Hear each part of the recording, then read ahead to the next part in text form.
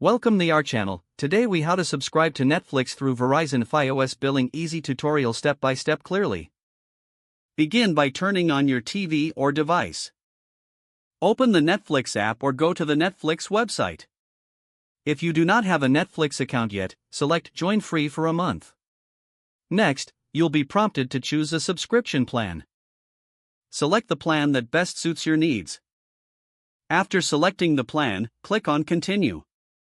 Now, enter your email address and create a password. Once you have completed this, click on Sign Up. You will now see a payment option.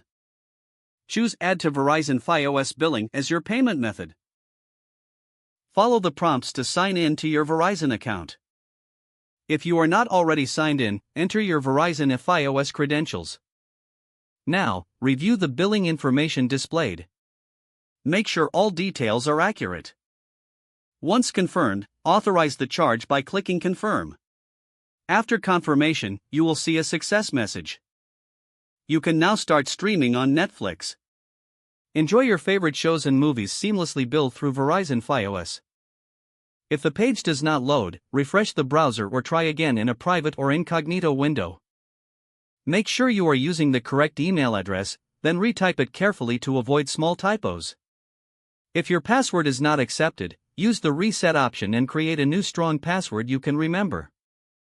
Check your spam folder for verification or security emails, then complete any requested confirmation steps.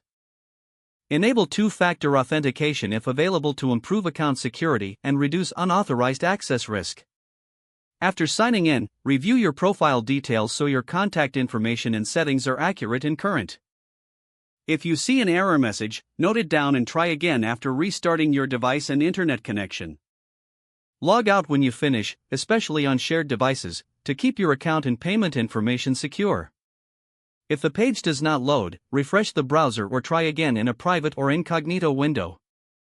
Make sure you are using the correct email address, then retype it carefully to avoid small typos. If your password is not accepted, use the reset option and create a new strong password you can remember. Check your spam folder for verification or security emails, then enable two-factor authentication if available to improve account security and reduce unauthorized access risk. After signing in, review your profile details so your contact information and settings are accurate and current. Don't forget to like this video and subscribe to our channel for more step-by-step tech guides.